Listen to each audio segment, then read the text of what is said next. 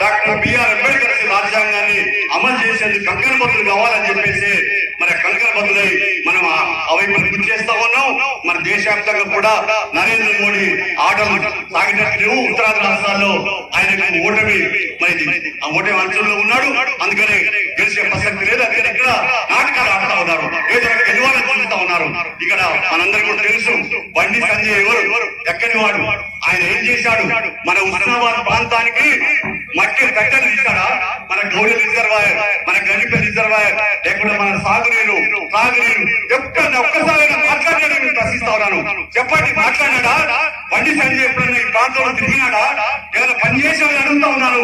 ఎవరికైనా అభివృద్ధి కార్యక్రమం చేశాడా? ఆయనకు సంవత్సరానికి 5 కోట్లు వస్తాయి ఎంపీ ల్యాండ్స్. ఎవరు చేశాడా? ఏమి చేయలే. ఒక్క పైసా పని చేయలేని అసమర్థుడు ఎవరైనా అంటే, నోరు తెలిసే మరి బూతు మాటలు చూడు ఎవరైనా అంటే బండి సంజయ్ అనే విషయాన్ని మీరందరూ కూడా గుర్తు చేసుకోవాల్సిన అవసరం ఉందని ఈ సందర్భంగా తెలియపరుస్తా ఉన్నాను. అలాగే మన పొన్నం ప్రభాకర్ ఆయన ఎంపీగా ఉన్నాడు.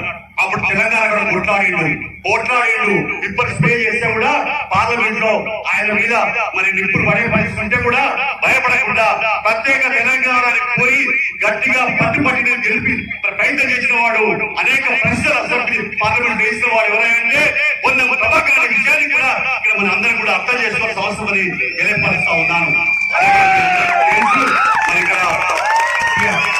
గవర్నమెంట్ చూసాం, మరి తెలంగాణ తెలుసుకున్నాం. ఈ హుస్నాబాద్ గడ్డ మీద అనేక పోరాటాలు చేసినాం, పాదయాత్ర చేసినాం. తెలంగాణ వచ్చింది, మరి నీళ్లు నియామకాల ఆత్మకరణ ఏం జరగలే. కేసీఆర్ ఏం చెప్పి ఇక్కడ గుర్తు చేసుకొని కూర్చుండి గౌరవ విద్యాలయం చేస్తాడు. చేశాడే గుర్తు చేసుకుని కూర్చున్నాడు. ఎప్పుడైనా వచ్చాడా కేసీఆర్ ఇంతవరకు? వచ్చాడా? గౌరవ నిర్వాసనకి ఇంకా డబ్బులు ఇచ్చాడా? పనులు తగ్గాడా? ఎక్కడ కూడా వరద కాలువ ఎక్కడ వేసరిగా కూడా అక్కడే ఉన్నది. వరద కాలువ కమ్యూనిస్ట్ పార్టీ అనేక సంవత్సరాలు పోరాటం చేస్తే వైఎస్ఆర్ ముఖ్యమంత్రి కాంగ్రెస్ ప్రభుత్వం వరద కాలువకు మంజూరు ఇచ్చిందని చెప్పి సకలంగా చెప్తా ఉన్నాను. అందుకనే మీరందరూ కూడా ఇలా అర్థం చేసుకోవాలా. మన పనులన్నీ జరగాలంటే ఇక్కడ పొన్నం ప్రభాకర్ గారికి బలం చేకూర్చాలా. మన హుస్నాబాద్ నియోజకవర్గం అభివృద్ధి కావాలంటే మనం రానున్న కాలంలో రాష్ట్ర కాంగ్రెస్ ప్రభుత్వానికి బలోపేతం చేయాలి. ఇవన్నీ చేయాలి. ఏం చేయాలి? మరి కొట్లాడాలంటే ఏం చేయాలి? మనం వెల్చాల రాజేంద్రరావు గారి చేయి గుర్తు పైన భారీగా ఓటు మెజార్టీ చేసి గెలిపించాల్సిన అవసరం చేస్తా ఉన్నాను. పొన్నం ప్రభాకర్ గారికి బలం కావాలంటే ఆయనకు కొట్లాడడానికి మాట్లాడడానికి మేము కూడా మరి మిత్రపక్షంగా ఉన్నాం కాబట్టి ప్రభుత్వంతో మాట్లాడడానికి చేయడానికి కూడా మనం కూడా తినడానికి కూడా హక్కు ఉండాలంటే రాజేంద్రరావు గెలిపించాలి. అందుకని ఇక్కడ కమ్యూనిస్ట్ పార్టీ కార్యకర్తలు, కాంగ్రెస్ పార్టీ కార్యకర్తలు, సిపిఎం కార్యకర్తలు లేదా జనసమితి కార్యకర్తలు అందరూ కూడా భారీ ఎత్తున ఒక ఓటు వృధా చేయకుండా మరి చేకూర్చి పైన భారీగా ఓట్లేసి గెలిపించడం ద్వారా ప్రజాస్వామ్యాన్ని కాపాడుకుందాం, నియంతృత్వాన్ని పాల్గొందాం. కేసీఆర్ కు మన అహంకార అహంభావంతో ఆయన ఓడిపోయినాడని మనకు తెలుసు. అలాగే అక్కడ నరేంద్ర మోడీకి కేసీఆర్ కు చెక్ పెట్టాలి, గురిపడని చెప్పాలంటే వెల్చాల రాజేంద్రరావు చేయి గుర్తు పైన భారీగా ఓట్లేసి గెలిపించాల్సిందిగా మీ అందరికీ సిపిఐ రాష్ట్ర పార్టీ వైపున మీ మాజీ ఎమ్మెల్యేగా మీ అందరికి పేరు పేరున నమస్కరిస్తూ విజ్ఞప్తి చేస్తూ ప్రజలారా, సోదరులారా, సోదరిమల్లారా, మన మంత్రివర్యులు 13వ తారీఖు నాడు పార్లమెంటు ఎన్నికలు అంటే మన ఆ రోజు ఓట్లు వేయబోతా ఉన్నాం. ఈ ఎన్నికలు అత్యంత ప్రాముఖ్యత కలిగినటువంటి ఎన్నికలు. దేశవ్యాప్తంగా ప్రజాస్వామ్యం ఉండాలా వద్దా, లేదా నియంతృత్వం ఉండాలా అనేటువంటి సవాళ్ల మధ్య జరుగుతూ ఉంది. నియంతృత్వం మధ్య ఈ ఎన్నికలు ఓరాఓరిగా సాగుతూ ఉన్నాయి. అందుకనే హుస్నాబాద్ పట్టణ ప్రాంత ప్రజలందరూ కూడా, హుస్నాబాద్ నియోజకవర్గ ప్రజలందరూ కూడా బాగా మరి చైతన్యవంతులు, బాగా ఆరితేరిన వారు. మీ అందరు కూడా బాగా తెలుసు. మొన్ననే మనం అసెంబ్లీ ఎన్నికల్లో పొన్నం ప్రభాకర్ గారిని మరి 20,000 మెజార్టీతో గెలిపించాం. ఇప్పుడు వెల్చాల రాజేంద్రరావు గారిని 40,000 మెజార్టీ పైబడి గెలిపించేందుకు మనం అందరం కూడా అంకణబద్ధులు కావాల్సిన అవసరం ఉందని చెప్పేసి కూడా తెలియపరుస్తా ఉన్నాను. మీ అందరూ కూడా అర్థం చేసుకోవాలా, ఇవాళ ఈ ఎన్నికలు నరేంద్ర మోడీ అధికారంలోకి వచ్చి 10 సంవత్సరాలు గడుస్తా ఉంది. ఆయన ఇచ్చిన హామీలు ఏ ఒక్కరు కూడా అమలు చేయలే. నల్ల డబ్బు దోసుకున్నారు, విదేశాలు దాచుకున్నారు.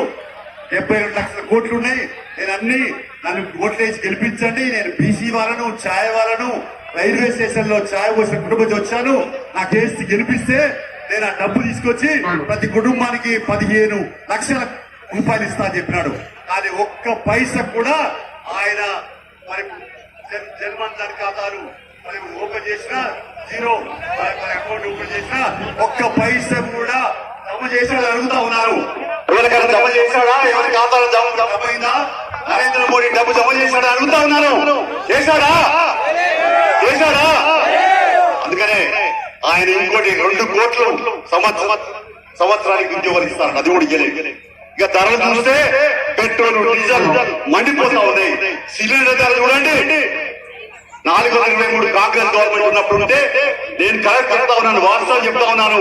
మనందరికీ తెలుసు 1200 దాటినటువంటిది సిలిండర్ ధరకు ఇవాళ మన కాంగ్రెస్ ప్రభుత్వం, రేవంత్ రెడ్డి ప్రభుత్వం ఇవాళ 700 దాని మీద సబ్సిడీ ఇచ్చి 500 రూపాయలకి మహిళలకు గ్యాస్ ఇస్తున్నటువంటి విషయం వాస్తవం కావాలని నేను ప్రశ్నిస్తా ఉన్నాను. వాస్తవమా కాదా? అందుకనే మనం ఆలోచించాలి. ఇవాళ అంటే నరేంద్ర మోడీ ప్రభుత్వం మరి వాళ్ళ ఎవరికి అనుకూలంగా పనిచేస్తా ఉంది, కార్పొరేట్ శక్తులకు అనుకూలంగా పనిచేస్తా ఉంది. మరి ప్రభుత్వ రంగ సంస్థలు అమ్మేస్తా ఉన్నాడు కాల్చౌకగా. అందులో ప్రధానంగా మరి కార్పొరేట్ సంస్థల వాళ్ళు బ్యాంకుల్లో అప్పులు తీసుకొని మరి అప్పులు కట్టకపోతే మొండి బకాయిల పేరుతో పేరుకుపోయినటువంటి 12 లక్షల కోట్ల రూపాయలను వాళ్ళకి మాఫీ చేశాడు. కానీ రైతు ఒక్క పైసలు మాఫీ చేశాడా? మన ఎస్సీ, బీసీ, ఎస్టీ, మైనార్టీ వర్గాలకైనా మాఫీ చేశాడా? ఎవరికన్నా పక్కాయిలు కట్టించాడా? లేదా ఎవరికన్నా మరి ఉపాధి అవకాశాలు ఇలా జాతీయ గ్రామీణ ఉపాధి పథకం అంటే మీరు ఈజీఎస్ అంటారు. ఈజీఎస్ 400 రూపాయలు కూలి ఇవ్వంటే ఇవ్వట్లేదు, దానికి కూడా నిధులు తగ్గించాడు. అందుకని ఏం చేయాలో ఇలాంటి నరేంద్ర మోడీ ప్రభుత్వం ఇంకోవైపు ఆర్ఎస్ఎస్ ఎజెండాను అమలు చేస్తా ఉన్నాడు. మనువాద సిద్ధాంతాన్ని ముందుకు తీసుకొస్తా ఉన్నాడు. మతాల మధ్య చిచ్చు పెడతా ఉన్నాడు. కులాల మధ్య గందరగోళం చేస్తా ఉన్నాడు. మరి అందుకనే ఇవాళ మనం అంతా కూడా ఆలోచించాలా, ఈ మతోన్మాది ఈ మతవాదంతో పనిచేస్తున్నటువంటి నరేంద్ర మోడీకి పొందబెట్టాల్సిన అవసరం, ఓడించాల్సిన అవసరం ఉందా లేదా అని నిన్నందరూ కూడా ప్రశ్నిస్తా ఉన్నాను. ఓడించాలా వద్దా? అందుకని మనం అందరం ఆలోచించాలా.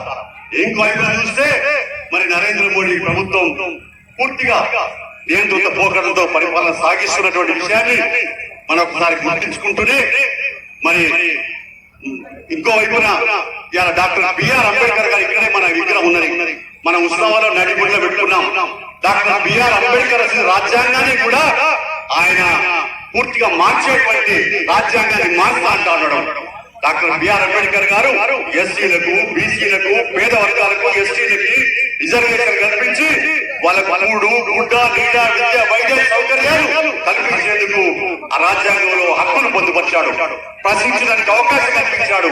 ప్రభుత్వం ప్రతిపక్షాలు ఉండాలని కోరుకున్నాడు. ప్రతిపక్షాలు ప్రభుత్వం ప్రజాస్వామ్యం అనబడదని చెప్పాడు. అందుకని ఇవాళ మనం చూస్తా ఉన్నాం. అందుకని ఇక్కడ నరేంద్ర మోడీ ఏం చేస్తా ఉన్నాడు? ప్రశ్నించే గొంతుకలు నొక్కేస్తా ఉన్నాడు. ప్రశ్నించే గొంతుకల పైన రాజద్రోహం కేసు పెట్టి జైల్లో పెడతా ఉన్నాడు. మనందరికి తెలుసు వరారావు గారు ఎవరు? సాయిబాబా 90 శాతం విగ్రహాలు ఉంటే నరేంద్ర మోడీ చంపడానికి కుట్ర చేసిందని వాళ్ళపైన రాజద్రోహం కేసు పెట్టి జైల్లో పెట్టి పేరు రాకుండా కుట్ర చేసినటువంటి నరేంద్ర మోడీని ఓడించాల్సిన అవసరం ఉందా లేదా అని నేను ప్రశ్నిస్తా ఉన్నాను. అలాగే మనం ఇంకో వైపు ఆలోచించాలా. ప్రతిపక్షాల ప్రభుత్వం కూలగొడతా ఉన్నాడు. ప్రశ్నిస్తే ఈడీ కేసులు మరి ఐటీ దాడులు లేదా సిబిఐ కేసులు పెట్టి జైల్లో పెడతా ఉన్నారు. ప్రజాస్వామ్యం లేకుండా చేస్తా ఉన్నారు. రాజ్యాంగాన్ని మార్చుతా ఉంటాడు.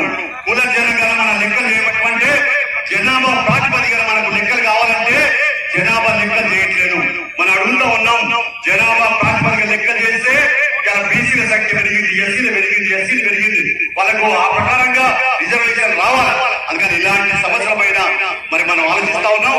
ఇండియా కూటమి మరి ప్రతిపక్షాన్ని కలిసి ఏర్పాటు చేసినాయి. కాంగ్రెస్ పార్టీ రాహుల్ గాంధీ గారు దాని నాయకత్వం సోనియా గాంధీ గారు వహిస్తా ఉన్నారు. అందులో కాంగ్రెస్, ఇతర బాధ్యతలు అన్ని ఉన్నాయి. ఏదేమైనా ఇండియా కూటమి ఆలోచన వల్ల ఈ దేశంలో ప్రజాస్వామ్యాన్ని పునరుద్ధరించాలా, కాపాడుకోవాలా, డాక్టర్ బిఆర్ అంబేద్కర్ రాజ్యాంగాన్ని అమలు చేసేందుకు కంకణబద్దులు కావాలని చెప్పేసి మన కంకణబద్దులై మనం అవైపు కృషి చేస్తా ఉన్నాం. మన దేశవ్యాప్తంగా కూడా నరేంద్ర మోడీ ఆటలు సాగినట్టు ఉత్తరాది రాష్ట్రాల్లో ఆయనకు ఓటమి మరి ఆ ఓటమి అంచుల్లో ఉన్నాడు. అందుకనే గెలిచే ప్రసక్తి లేదు. అందుకని ఇక్కడ నాటకాలు ఆడుతా ఉన్నారు, ఏదో గెలవాలని చూస్తా ఉన్నారు. ఇక్కడ మనందరికీ కూడా తెలుసు బండి సంజయ్ ఎవరు, ఎక్కడి వాడు, ఆయన ఏం చేశాడు, మన ఉస్మానాబాద్ ప్రాంతానికి మట్టి కట్టలు తీశాడా, మన గౌరీ రిజర్వాయర్, మన గండిపల్లి రిజర్వాయర్, లేకుండా మన సాగునీరు ఎప్పుడన్నా ఒక్కసారైనా మాట్లాడాడని నేను ప్రశ్నిస్తా ఉన్నాను. చెప్పండి, మాట్లాడాడా? బండి సంజయ్ ఎప్పుడన్నా ఈ ప్రాంతంలో తిరిగినాడా? ఏమైనా పని చేశాడని అడుగుతా ఉన్నాను. ఎవరికైనా అభివృద్ధి కార్యక్రమం చేశాడు?